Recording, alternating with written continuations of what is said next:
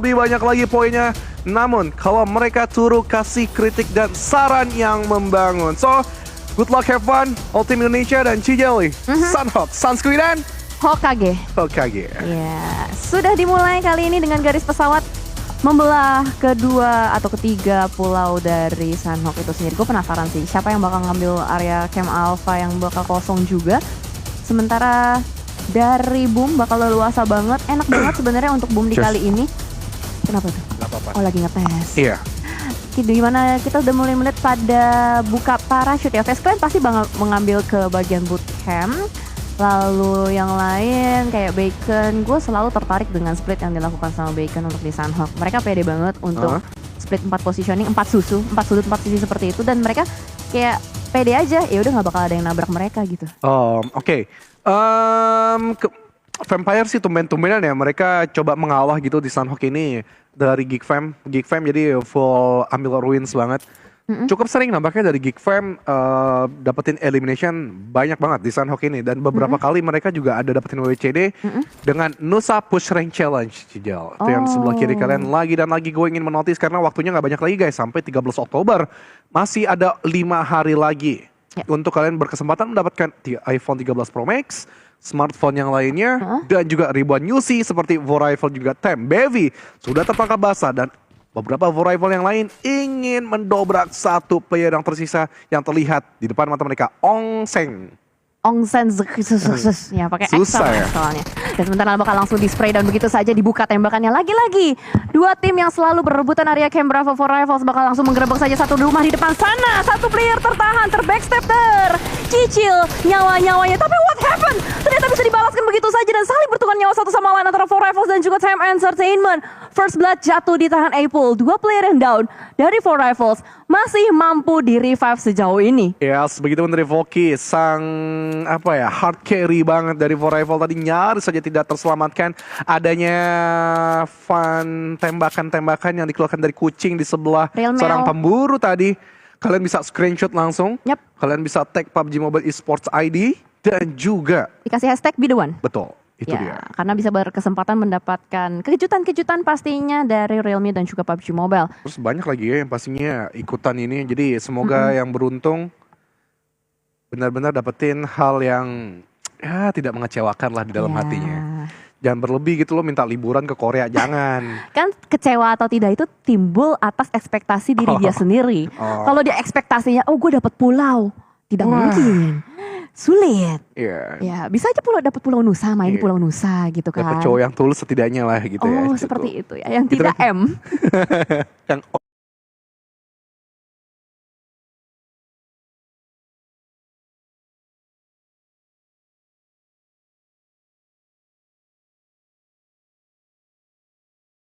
juga. Panjang dong nanti kalau kita iniin. Oke Cijal, kayak gue masih ada utang nih buat lo untuk ngejelasin PUBG Mobile tadi, untuk tim Boom. Kenapa gue bilang mereka perumpamaan itu seperti bisnis. Jelasin, mumpung lagi pada looting.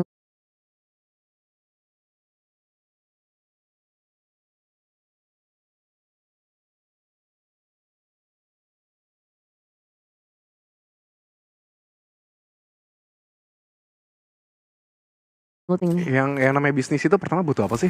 Modal. Ya. That's the point, correct. Kemudian modal itu apa aja sih? Uang, peralatan, perlengkapan, dan lain-lain.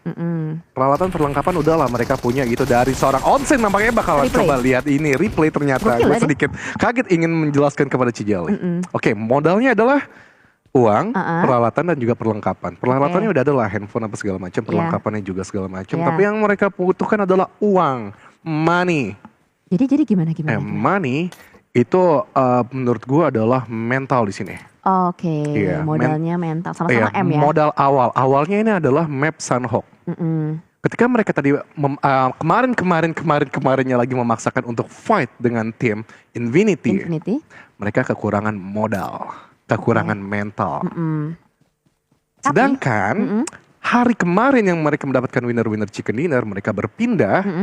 Di situ mereka leluasa, modal mereka lebih banyak lagi, Cijal. Pas main di Hatin. Betul. Oke. Jadi mental mereka kayak lebih naik lagi, ketemu lagi patternnya, performanya. Jadi menurut gue permasalahan yang tidak terlalu terpikirkan banyak orang adalah lo pindah di Sunhawk itu mempengaruhi hal besar untuk Boom. Jadi ketemu ritmenya di awal-awal. Lo kayak gini, lo main casual deh, lo main casual match. Lo kalau mati mulu, tusun mulu, males juga kan? Iyalah, MLZ banget. Iya, KZL. kesananya juga lo kayak, aduh udah males lah. Kayak vibes lo jadi buruk. Tapi kalau ada momentum sekali aja, kayak lo ada sedikit bisa main leluasa gitu. Oke, lo misalnya nggak dapetin chicken, tapi ada setidaknya late game, itu modal lo udah besar banget untuk meneruskan game-game selanjutnya. Oh iya, tadi gue mestinya kayak gini. Iya, gue ngerti. Apa Ngerti yang kan? lo maksud. Jadi lebih ke arah kayak, oke kita coba sesuatu yang baru gitu kan. Ya, jadi kita mulai sebenarnya dengan sesuatu yang baru. pindah orang ke bilang Harding. banyak A, B, C, D, A, B, C, D. Menurut gua intinya Boom adalah lo pindah di Sunhawk. Menurut gua udah hal yang simple cukup gitu loh. Iya sih, karena ini kan gimana ya, ibaratnya lu belum mulai aja, lu udah punya kekhawatiran sendiri di kepala lu, wah gue nanti bakal ketemu sama Infinity nih. That's the point, correct. Jadi udah mulai ketar-ketir duluan. Ini tuh sama persis seperti yang waktu itu gue lupa caster siapa yang interview sama tim NFT. Oh sama Swavel, waktu itu Swavel yang bilang memutuskan untuk berpindah dari Novo. Dia pindah supaya mengurangi beban pikiran, kayak di cut off gitu loh. Betul. Beban-beban pikiran di early-nya. Dan itu diterapkan sama Boom untuk pindah dari Sunhawk ketika ada Infinity. Well, that works gitu kan, works out gitu untuk Boom. Oke, itu karena modal awalnya sih. Tapi untuk selanjutnya gini, gue juga nggak menyarankan untuk mempunyai mindset ngalah dari drop zone. Coba fight aja dulu, coba beberapa kali. Tapi kalau emang misalnya udah 2 kali kalah, itu hal yang nggak perlu diteruskan lagi. Oke, udah cukup lah ya. Udah cukup. Nggak usah berulang-ulang terus. Yes. Gitu. Ibarat lu nembak cewek udah ditolak 2 kali, ya udah cukup gitu kan. Udah sih. Lu masih banyak ikan di lautan gitu. Betul. Jadi 2 kali adalah hal yang cukup. Kalau gue untuk menginstruksikan player-player gua gitu. Tapi wajar sih, karena kan yang namanya istilah orang aja lah kesempatan kedua, tidak ada kesempatan ketiga atau kesempatan keempat, betul? Betul, Cijeli. Iya kan? Saya setuju banget sama Cijel. Jadi ya udah cukup sampai Betul kedua banget, kali cuy. saja. Jadi nggak ada buat lo ketiga ya? Oh tidak ada, kesempatan kedua sudah cukup, sudah selesai. Kita tidak ada season 3, season itu 4. siapapun nanti yang akan melamar Cijeli, kalian bikin kesalahan sekali aja udah cukup, guys. Dua Dua kali kali, bahkan. dua kali. 2 kali bahkan. Gua Gak masih ada ada. kesempatan ketiga sama Cijeli bakal diceraiin. Misal nanti ada melamar Cijel, ini cuma Panjang ya hidupnya. yes. Jadi Cijel ini Umpamanya. sekarang guys dia lagi jomblo. Udah, kagak usah diterusin, ngomongin ini aja. Butuh lelaki yang tulus setia Wih. dan juga bermodal. Roti bang, roti. Oh iya. Ingat nggak boleh Apa? ngereceh. Oh tidak boleh. Dipantau coach. Oh iya. Casternya jangan kebanyakan ngereceh ya. Maaf paguyuban Tapi coach. tadi udah ngebahas juga loh, walaupun memang tidak secara dalam in game ya, tapi ini beberapa fundamental seperti ya masalah modal itu juga harus dijelaskan gitu. Dan tadi udah kita jelasin ya Cijel ya. Iyalah, karena kan ini pembicaraan S2. Anjir. Iya. Keren ya? Sombong. Sedikit loh. Iya, gue sih masih tesis sih. Ya udah Jadi makanya. ya buat teman-teman berarti yang kamu junior saya ya memang. Oke. Yang teman-teman S1 lagi skripsi, semangat. Sanskui udah lulus. Oh iya. Tapi teman-teman yang S2 yang sedang menjalankan kuliahnya, apalagi tesis juga kayak gue, semangat. Apalagi yang udah lulus tesis. Siap-siap nanti otaknya kayak Cijeli. Pintar. Oh gesrek, kirain gesrek. Tapi yang menarik di sini kalau kita lihat biasanya Boycil main nggak ada Swavel, tapi sekarang digabungin. Ada Boycil, ada Swavel, Ramones, Drone berarti satu lagi. Siapa ayo? Siapa ayo? Drone Ramones ada. Hmm, Oh Batman. Batman. Batman-nya nggak ada. Lagi jadi good man dulu. Iya. Oke, gue terima. Iya, masuk Kayaknya Batman beberapa kali gameplay kemarin di match terakhir ya, terutama ya gue agak kebingungan. Kemarin Kenapa? lama cover untuk teman-temannya Drone dan juga Ramones. Di mana? Di Erangel yang Oh terakhir. ya Erangel terakhir. Iya, Oke, kemarin oke, dia oke. masih coba maksa nembak-nembak Buriram United. Sebenarnya gue mikirnya ada 2 kali kemungkinan antara dia emang telat cover atau dia mencoba estafet karena Ramones juga di sebelahnya. Jadi biarin Ramones dulu nge-cover belakang, dia baru nanti gantian. Tapi ternyata kemarin setelah ditelusuri, gue ngobrol sama Swavel, nggak begitu kenyataannya. Ya karena Ada kan beberapa kali momen kayaknya lagi burn out Batman ini. oh, memang kadang apa yang kita lihat di layar kaca sama kenyataan itu kan nggak sesuai kan. Kalau kita kan sebagai caster kan hanya bisa melihat Secara dari- spectator, Ya bener kan? POV-nya, betul. Tapi kan secara mic in game-nya, mic check-nya, itu kan Iya. kita nggak tahu gitu seperti apa dan POV mereka seperti apa. Kadang-kadang kan malah kita misalnya ngeliat, kok nembak nggak kena, padahal mungkin di POV mereka sebenarnya udah kena. Iya. Jadi ada perbedaan POV atau sudut pandang juga dari teman-teman yang nonton dan teman-teman yang bermain di dalamnya. Yang gue senang itu dari Svavel itu dia selalu rajin gitu minta insight gitu. Coba dong menurut lo, gue apa yang perlu dikoreksi gitu. Gue jujur-jujuran kemarin banget sih ya. Untuk ngomongin NFT, mereka kurang di covernya doang gitu, agak lama gitu. Dan Batman yang agak lama buat nge-cover. Covering each other-nya. Kalau masalah drone sama Ramones masih hard carry lah menurut gue lah, lini 2 depan itu. Tapi Svavel kemarin beberapa kali knock, tampaknya ada momentum terculik dan Batman ya mungkin dikasih refreshing dulu hari ini. Dan Boy Chill juga perlu sebenarnya menurut gue salah satu bocah ini dikasih jam terbang yang lebih tinggi lagi biar mengerti lah suasana vibes-nya itu di PMPLCA itu seperti apa. Iya, karena kan memang kalau kita ngomongin dari satu tim NFT kan udah pada senior-senior kan, udah pada pernah ngerasain kancah sea seperti drone Ramones sama Svavel. Shanghai gitu, mereka udah cobain Benchil Shanghai. Betul, waktu itu masih bawa nama Boom Esports ya. Oh iya Boom. Ya kan? Tapi sebelumnya lagi di Grand Final PNC 2019 mereka namanya RRQ Capkern. Capkern, betul. Kan dulu RRQ itu ada berapa cabang gitu kan. Yes. Cabang Depok, cabang Jakarta, enggak ya. Canda. Jayus. Kurang-kurangin. Paham? Oh iya paham. Nanti saya di review takutnya bintang 1 sama Pak Guyuban Coach. Mari kita lanjutkan lagi ngomongin SLD. Salah satu tim yang menurut gue pribadi ya agak bikin terkejut, terheran-heran. Terborong-borong gak? Enggak sih. Tapi serius, kaget gak lo liat performance dari SLD? Yeah. Gue mulai kaget ya sejak dia rebutan San Martin sama si Geek Fam. Nah, dari statistiknya sih Miramar yang paling bagus sih. Iya kan? Sejujurnya. Si SLD kan? Ya, SLD. Mereka itu ada late game beberapa kali WWCD juga. Terus mereka debut juga nih menurut gue di PMPLC. Makanya kemarin kalau ngomongin Boom, ada beberapa coach ngomong sama gue. Kayak Boom ya udahlah kasih kesempatan nih PMPLC mereka debut pertama mereka. Jadi nggak usah expect too much. Not expect too much gitu. And then kalau kayak gitu Buriram juga pertama kali. Terus SLD Buriram enggak juga sih. SLD pertama kali. Oh ya, Nine Noise apa segala macam beberapa playernya udah pernah ya. SLD deh berarti deh. SLD sih yang Poinnya tidak mengecewakan. Gue nggak berharap Boom itu benar-benar jadi tim papan atas, tapi setidaknya nggak bawah-bawah banget. Sehari kemarin tuh 7 poin di hari pertama kemarin di minggu kedua. Ya, itu yang paling kecil sih. Tapi grafik Boom itu ya naik loh. Kalau misalkan lu banding, ya kan hari pertama 7, hari kedua 12, hari ketiga 65. Cuy, gue belum beliin ini ya pizza buat Boom ya. Sabar habis ini. Nanti aja. Sabar ya nanti ya. Gue biar pesen fokus main via juga, Grab Food. Iya, biar ada diskonnya ya 90%. Anjay. Biar nanti lo langsung scan aja QR code yang ada di layar kaca. Bukan masalah itu aja sih.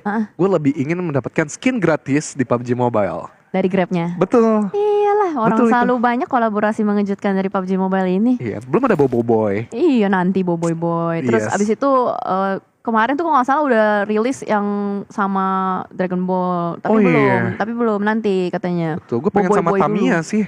Semuanya aja lo request. Bukan pet cuy, jadi yang ngikutin lo bukan pet tapi Tamiya kecil gitu. Lucu sih, lucu. Masuk kan? Iya. Bisa. Keren. Bisa. Tapi harus di ini dulu nggak deh, jangan deh. Udah skip dulu. Gue gak bisa ngebaca lagi permainan-permainan yang dilakukan oleh Cijelly dengan Vampire tentunya. Vampire. Oh, mereka berapa jauh ini? Ini sih dia dari tambang ya.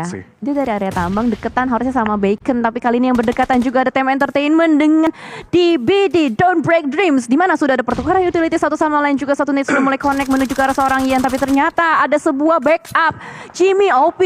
Menarik sekali kalau kita lihat nih benar-benar terkunci. Habis permainan dari Tem Entertainment. Mau kemana? Mormon bakal langsung turun gunung ke arah bagian bawah. Last man standing. Yang mungkin bakal sedikit terseok-seok kali ini posisinya. Yes, Mormon yang mirip Bambang Pamungkas pun dia berlari Cijel untuk menjauhi lagi spot yang dimiliki DBD karena dia seorang diri saja dan di situ Yean masih ingin mencari lebih lagi satu elimination yang tersisa, namun kayaknya nggak bakal dipaksakan sih. Oh, terus the smoke juga dilakukan, cacing-cacing browning. Mereka masih khawatir juga dari DBD. Nampaknya ada kekhawatiran untuk terbackstep dari seorang Mormon. Namun gue yakin sih tim-tim Thailand mereka tidak terlalu memaksakan diri untuk menjadi last man standing nge-clutch gitu. Ya, langsung tarik mundur aja untuk seorang Mormon dan kali ini untuk circle-nya berpindah ya menuju ke arah Camp Charlie. Ini sebenarnya positioning yang nyaman dan enak untuk Genesis Dogma Gates pastinya karena mereka rotasi dari area sekitaran Dogs juga. Mereka nggak harus terlalu banyak melakukan pergerakan. Mereka harusnya bisa mengumpulkan poin lebih banyak lagi. Terlebih area mereka kali ini benar-benar tersecure banget. Tidak ada tim yang mengganggu sejauh mata memandang. Hanya ada SLD saja yang bertengger di sekitaran dari Genesis Dogma. Tapi bergeser ke arah Four Rifles dan juga Box Gaming. Kali ini mereka berdekatan, Junior. Yes, dan ya dari Trismi masih menunggu aja di balik wall. Berharap adanya satu yang bisa dia dapatkan dan dikejutkan juga. Namun meta belakangan untuk bermain di Sanhok, Close Combat, DBS, S12K juga masih rajin Cijal Betul. untuk dibawa-bawa juga. Tapi yang lebih rajin adalah UMP yang sudah dipersiapkan dari seorang Trismi. Ingin mengambil sisi sebelah kiri, namun dari Rival mereka belum berani keluar benar-benar dalam sekali dengan berjalan kaki. Mereka menyiapkan 1-2 vehicle bahkan untuk mencoba menekan terus ke arah utara circle. Tapi lihat, Trismi akhirnya sedikit melakukan proning dan boom, Buriram sudah melakukan team fight ke arah Buriram United. Dan tak disangka-sangka kali ini malah player-player dari Boom yang harus berjatuhan satu persatu. Hexas berhasil diamankan dan 3 player lainnya di depan sana. Aduh, terbuka dengan sangat lebar. Yami harus berpindah. Bersembunyi di belakang sebuah pohon. Dan juga Kengzo masih terus memberikan pressure yang menuju ke arah player-player dari Boom. Terlebih kedua tim ini masih berada di bagian utara. Benar-benar jauh menuju ke arah play zone. Juga Time Entertainment sudah dipulangkan tanpa adanya poin sama sekali. Tapi Sky Only melemparkan sebuah nades. Oh my god, menjadi kembang api. Dan banyak sekali damage yang masuk ke badan-badan player dari Boom. Ya, sekali nyaris saja bisa menumbangkan 1-2 bahkan pemain dari Boom. Namun mereka masih bertahan dengan melakukan proning di bawah ini. Sky Only masih lagi menelik ke arah sisi bawah. Perlahan dia melakukan penetrasi juga. Tapi dari seorang Rezi berpindah tempat karena Blue Zone pun juga menyerap dia. Namun itu diketahui posisinya dengan cukup jelas dari Sky Only. Namun bahkan ada 1v1 situation dan dimenangkan dari seorang Rezi dengan UMP yang dimiliki. Karena pelurunya benar-benar sakit sekali seperti jarum akupuntur. Masih melakukan maju juga Cijali. Tiger, main MP juga bakalan coba dimajuin. Ikuzo Minasan, Okta terkejut, terheran-heran dengan damage yang dimiliki dari Tiger. Tapi ada jump shot yang dilakukan dari seorang Rezi. Masih belum gagal, masih belum berani. Namun DBS-nya masih cukup tajam. Tapi ada counter attack yang cukup manis dari seorang Rezi tadi. Dan masih ada waktu untuk sesaat waktu merevive dan juga mereset. Karena main MP dan juga King itu jauh di ujung sana. Oh my god, tapi main MP dengan motor Dilan yang langsung maju ke arah bagian depan. Berduaan juga kali ini langsung memberikan sebuah tekanan dan serangan menuju ke arah Boom. Last man standing, Yami kali ini nggak bisa bertahan lebih lama lagi. Gila, follow up dari Buriram itu benar-benar cepet banget. Tadi satu sama lain langsung covering each other juga. Bahkan tadi DBS-nya si Tiger sih yang benar-benar save the day banget buat si Buriram. Kalau untuk kesalahan-kesalahan seperti ini kayak hashtag 14 dual elimination, menurut gue ya ini udah try hardnya mereka sih. Jadi kayak nggak ada kesalahan-kesalahan yang benar-benar fatal. Gue liat pergerakannya mereka saling cover juga cukup cepat. Namun emang ada faktor bad luck aja dan juga main MP tadi langsung berani terobos sih. Gila, dia cepet banget. Dia udah kalkulasi semuanya kayak gue nggak boleh buang waktu kelamaan juga. Dan tadi Tiger X yang bikin 2 player Buriram lainnya tuh berhasil ke revive di bagian belakang. Iya. Karena dari spotnya Boom juga tidak terlalu bagus ya. Mereka berada di bawah, udah dibegal terlebih dahulu. Jadi nggak banyak koreksi yang bakal gue omongin untuk Boom.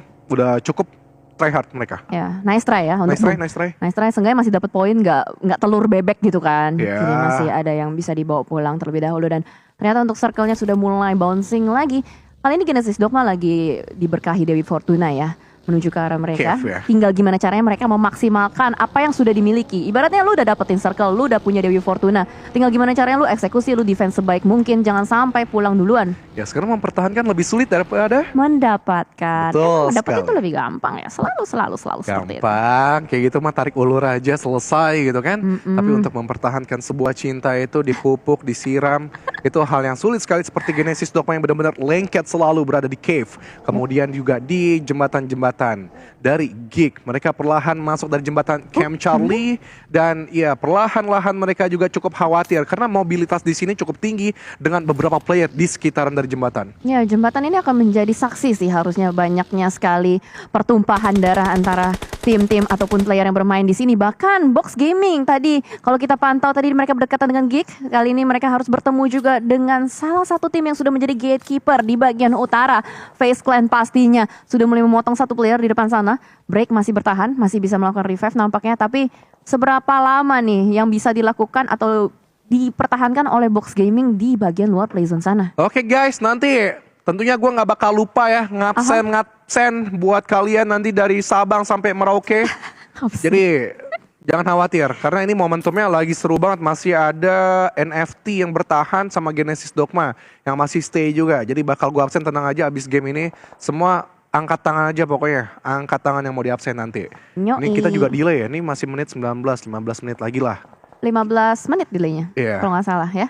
Jadi masih cukup jauh buat teman-teman yang lagi nonton sampai detik sekarang kita ngecaster.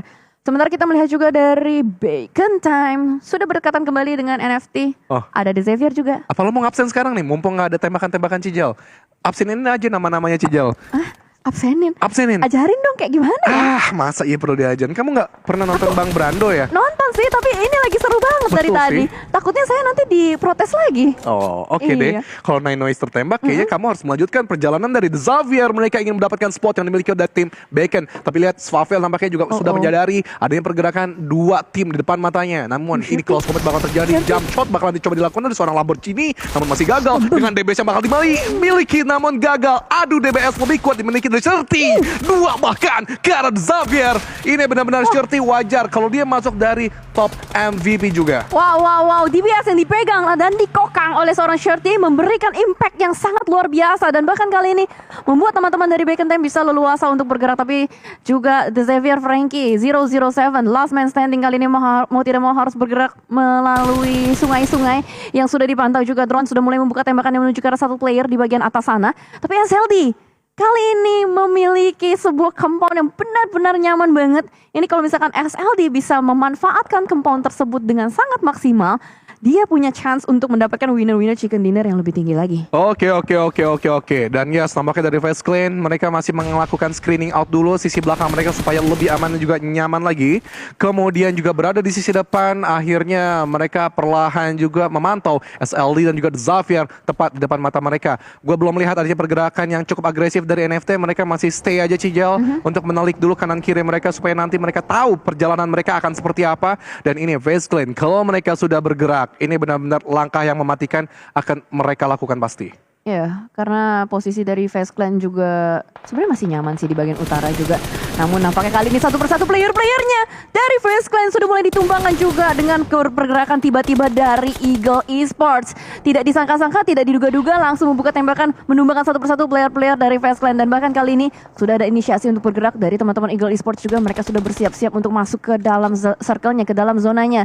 Satu player Chua diutus seorang diri untuk menahan pergerakan Face Clan lainnya. Bahkan dari Face Clan harusnya sih masih bisa melakukan revive. Tapi setelah mereka selesai melakukan revive, langkah apa yang akan mereka lakukan untuk bisa menghindar dari tembakan dari Eagle? Yes, masih berlanjut lagi dari seorang Chua dan juga beberapa Eagle yang lain.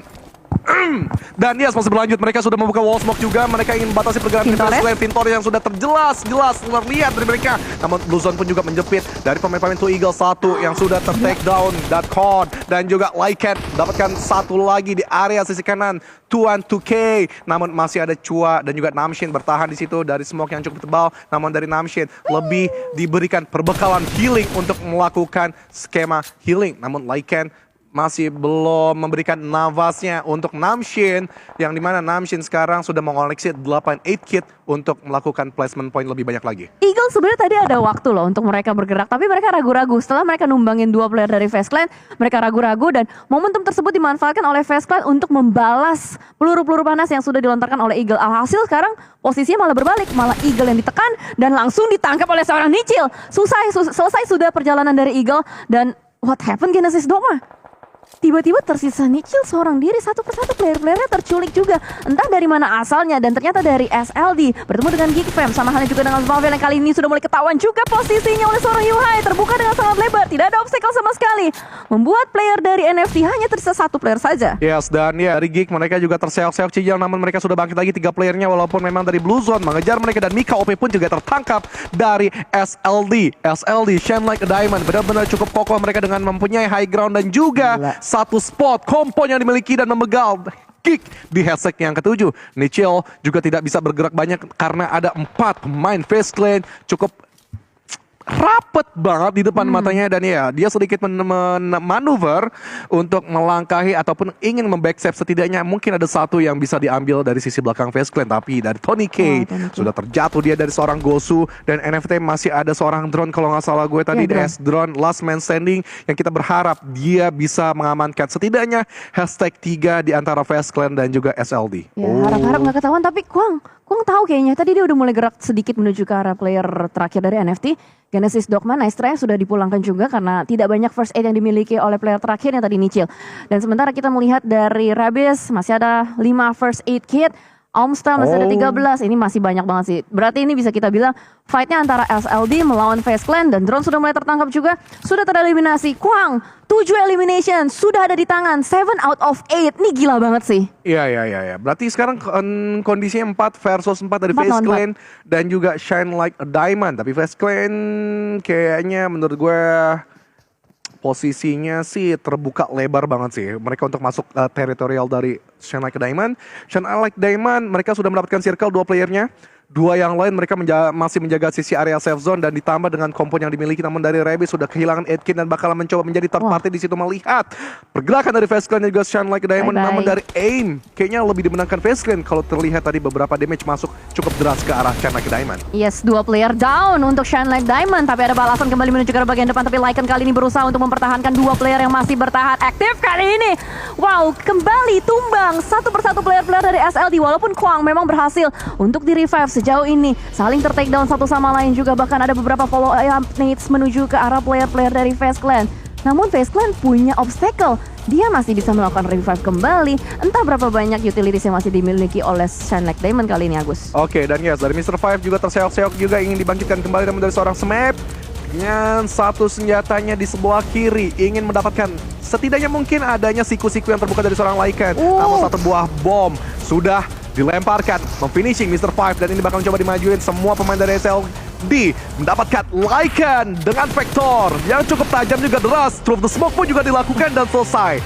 Shine Like a Diamond mendapatkan winner chicken dinner di map pembuka ini. Gila, Shine